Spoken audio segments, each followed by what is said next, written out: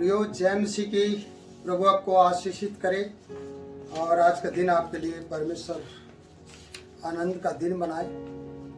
आइए हम पहला शमूएल उसका दूसरा अध्याय और उसके अंतिम पद को यानी 36 पद को 36 को देखने वाले हैं। 2 अध्याय के पहले शमूएल के 36 को देखने वाले हैं और पिछली वीडियो आप देख चुके हैं और पिछली वीडियो का लिंक इस वीडियो में मैं दे दूंगा, आप उसको देखिएगा, तभी ये वचन आपको ज़्यादा समझ में आएगा। प्रियो, वचन इस प्रकार से है कि परमेश्वर ने अपने एक पवित्र जन को एली के पास भेजा और उसको एक संदेश दिया और उसको बहुत सी बातें पिछली वीडियो में कही गई हैं वचन में, जो पिछले पद हम पढ़ते हैं, और इस पद को हम फिर से देखेंगे। और ऐसा होगा, जो कोई तेरे घराने में बचा रहेगा वह उसी के पास जाकर एक छोटे से टुकड़े चांदी के और एक रोटी के लिए दंडवत करके कहेगा, याजक के किसी काम में मुझे लगा जिससे कि मुझे एक टुकड़ा रोटी मिले। ये बड़ी शर्मिंदगी की बात है, ये बहुत ज़्यादा दुखित बात है। ये वचन बहुत ज़्यादा दुखित करेगा उन लोगों को जो आज अपनी परमेश्वर के नज़र में मनमानी कर रहे हैं, जो आज मनमानी तरीके से अपनी ज़िंदगी को जी रहे हैं। उनके लिए बहुत ही भयानक बात है ये। जैसे एली याजक के लिए और उसके बच्चों के लिए, उसके परिवार घराने के लिए बन गई। जैसे कि कहते कि ऐसा होगा आने वाले समय में, ऐसा समय होने जा रहे हैं। प्रियो, वो समय क्या होगा मैं आपको बताना चाहता हूं। जो वचन बता रहा है कि अगर तेरे घराने में कोई बचा रहेगा वह उसी के पास जाएगा, उस याजक के पास जाएगा और जाकर कहेगा, एक टुकड़े, छोटे टुकड़े से रोटी का, एक चांदी का छोटे टुकड़े के लिए या एक रोटी के लिए दंडवत करके कहेगा। ऐसे झुकेगा, दंडवत करेगा। जो एक बड़े याजक का बेटा, एक याजक के, बड़े याजक की घराने का संतान एक याजक के पास, उस अभिषिक्त याजक के पास जाकर दंडवत करके कहेगा, एक छोटे से टुकड़े चांदी और एक रोटी के लिए वो दंडवत कर देगा। प्रियो, ये दुख की बात है। किसके सामने? एक याजक के सामने। और कहेगा दंडवत करके, याजक के किसी काम में मुझे लगा ले, याजक के किसी काम में मुझे लगा ले जिससे कि मुझे एक टुकड़ा रोटी मिले। अब सोचिए, आज के युग में बहुत से लोग रोटी के लिए परेशान हैं, रोजगार के लिए परेशान हैं। मैं अक्सर बोला करता हूं, मेरी वीडियो में ज्यादातर मिलेगा कि यीशु मसीह जीवन की रोटी है और यीशु को पहचानने वाले लोग जीवन की रोटी को पहचान लेते हैं। जब अपने जीवन में लागू कर लेते हैं तो उन्हें सांसारिक रोटियों के लिए कोई भी परेशानी नहीं होती। सांसारिक रोटियां उनके लिए कोई भी महत्व नहीं रखती। हाँ ठीक है, समय पास करने के लिए, पेट भरने के लिए कुछ समय तक वो उस पर ध्यान देंगे, पर इससे ज्यादा नहीं, क्योंकि वो जीवन की रोटी को पहचानते हैं और उसे खाते हैं, मानते हैं और उसकी आराधना करते हैं। इसलिए वचन हमें ये सिखाने की कोशिश कर रहा है कि अगर हम अपने जीवन को और अपने लोगों के जीवन को सही तरीके से नहीं चलाएंगे, अगर हम अपनी आने वाली पीढ़ी और संतान को सही तरीके से प्रभु और परमेश्वर के बारे में नहीं बताएंगे, अगर परमेश्वर का पवित्र भय उन्हें नहीं सिखाएंगे, तो याद रखना, एली के 2 बच्चे ओपनी और पीनहास की तरह उनका जीवन हो जाएगा। अगर उनका जीवन ओपनी और पीनहास की तरह रहेगा तो याद रखना, वो परमेश्वर के किसी भी कार्य के लिए योग्य नहीं ठहरेंगे।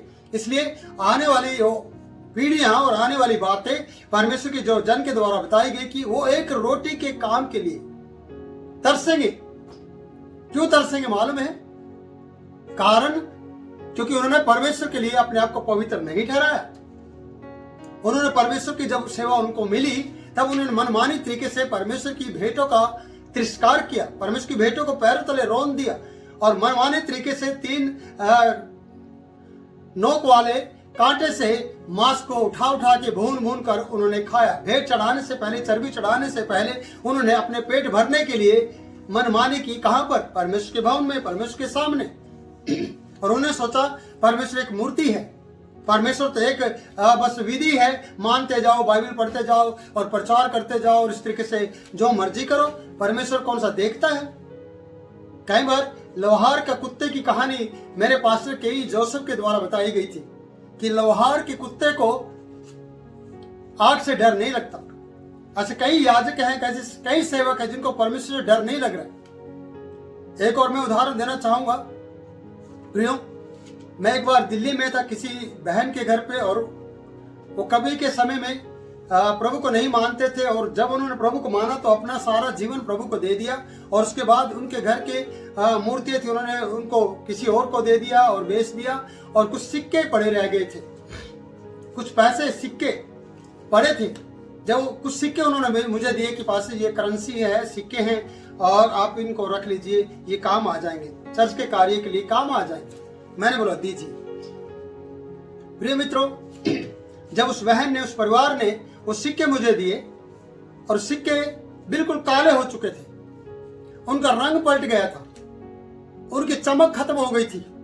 मैं आपसे ये कहना चाहता हूं, जब वो सिक्के मेरे हाथ में दिए, मैंने पूछा सिक्के कहां से आए? बोले मंदिर में पड़े थे, मूर्ति के नजदीक रखे गए थे, मूर्ति में चढ़ाए गए थे, ये उस खुदा को या उस रब को जिसकी हम पहले आराधना करते थे, हम उसको चढ़ाए थे हमने, और ये इस तरीके से उसके पास थे। प्रियो, आप इस उदाहरण से सीखिएगा। मैं आपसे ये कहना चाहता हूं, ये परमेश्वर या उस मूर्ति के या उस देवता के नजदीक रहे ये सिक्के, जिनकी चमक बढ़नी चाहिए थी, लेकिन इनकी चमक दिन प्रतिदिन खत्म होती चली गई। जो ये चमकने वाले सिक्के काले पड़ गए, इनका रंग पलट गया, इनकी हालत बिगड़ गई, इनकी जो सुंदरता थी वो खत्म हो गई, जबकि इनकी सुंदरता बढ़नी चाहिए थी, इनकी चमक बढ़नी चाहिए थी, क्योंकि ये उसके नजदीक रहते थे, उस देवता के। उसी प्रकार से मैं ये कहना चाहता हूं कि उन सिक्कों की हालत देखते हुए मैंने बहुत से विश्वासियों को देखा जो चर्च में और चर्च के नजदीक और परमेश्वर के नजदीक रहकर भी अपनी चमक को बढ़ा नहीं पाए।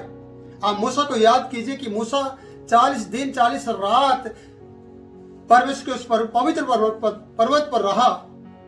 जब वो नीचे उतर आया तो लोग उसे देख नहीं पाए, क्योंकि उसके चेहरे की चमक और उसके चेहरे से किरणें निकल रही थी, और लोगों ने कहा कि अपने मुंह पे पर्दा डाल, और वो खुद अपने मुंह ढक लेते हैं।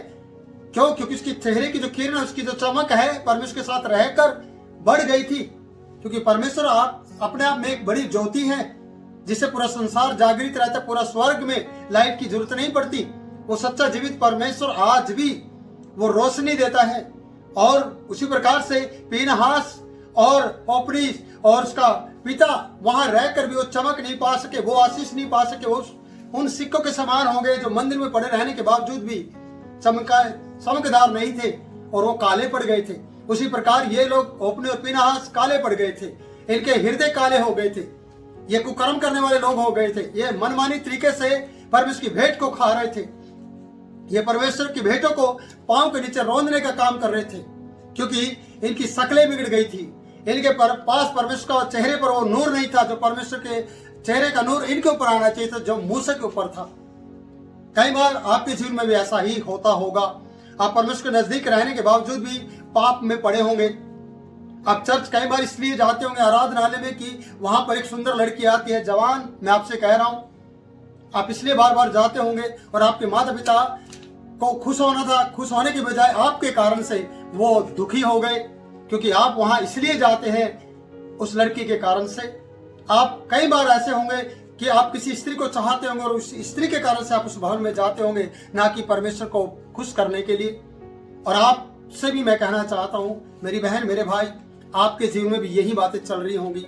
तो याद रखिए, जीवित परमेश्वर आज भी जिंदा परमेश्वर है, वो आज भी देखता है, वो आज भी निहारता है, आज भी उसकी आंखें धर्मियों पर लगी रहती हैं, आज भी प्रार्थना आराधना करने वाले व्यक्ति को ढूंढता है। मैं आपसे कहना चाहता हूं, ये आखिरी पद दूसरे अध्याय का ये दिखाता है कि तेरे घराने का बचा एक व्यक्ति दंडवत करेगा और छोटे से चांदी के टुकड़े के लिए मजदूरी करेगा, और उस याजक के पास जाकर कहेगा कि रोटी दे दे मुझे, और मुझे किसी याजक के काम में लगा दे, छोटा मोटा काम मुझे दे दे, और एक रोटी मुझे मिल जाए। भिखारी बना देगा परमेश्वर उसे। याद रखना, जो अधिकारी था, अधिकारी के बाद उसको भिखारी बनाया, कारण उसके पाप ने उसे भिखारी बनाया, क्योंकि उसने अपने परमेश्वर को सच्चा परमेश्वर नहीं जाना, उसने अपने परमेश्वर को पवित्रता के साथ उसका धन्यवाद नहीं किया, उसने अपने जीवन को परमेश्वर को भेंट के रूप में पवित्रता के साथ नहीं दिया। वही मैं आपसे कहना चाहता हूं, जितने मुझे देख रहे हैं मेरे प्रियो, जितने इस वाणी को सुन रहे हैं, मैं आपसे ये कहना चाहता हूं कि कहीं ऐसा ना हो एली के पुत्रों की तरह और एली के घराने की तरह आपके ऊपर कोई श्राप आ जाए और परमेश्वर का क्रोध आपके ऊपर भड़काए। जब परमेश्वर तोले तो आप हल्के पाए जाए और आपके पाप भारी हो जाए और परमेश्वर फिर मार डालने की मनसा आपके लिए बना लेगा, परमेश्वर मार डालने की इच्छा आपके लिए कर लेगा। आप सोचिए, मैं परमेश्वर के दास आपसे कहना चाहता हूं, प्रियो, अपनी जिंदगी को सुधारिए, अपनी जिंदगी में परिवर्तन लेकर आइए। कहीं ऐसा ना हो कि दर दर की ठोकरें खाना पड़े और आप छोटी सी बात के लिए छोटी सी रकम की डिमांड करें, एक चांदी का टुकड़ा और एक रोटी, जो मनमानी तरीके से अधिकारी होते हुए मनमानी तरीके से आप खा रहे थे, नोच नोच के खा रहे थे, 3 टांगों वाला, कांटों वाला कांटा लेकर आप उसको तरसूल को मार रहे थे और मनमानी तरीके से खा रहे थे। आपको समझाया भी गया तब भी आप समझ नहीं रहे थे। अगर आप इस वीडियो के माध्यम से भी नहीं समझे ना, तो याद रखना, फिर आपका ध्यान नजदीक है।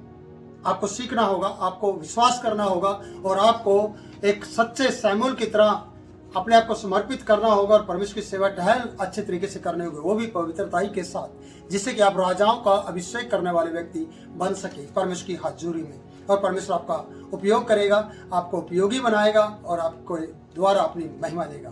प्रभु इन वचनों के द्वारा आप लोगों को आशीष दे। मैं आपसे लेता हूं विदा, फिर मिलूंगा नए वचन के साथ नई वीडियो में। तब तक के लिए मुझे दे इजाजत। जय मसीह की।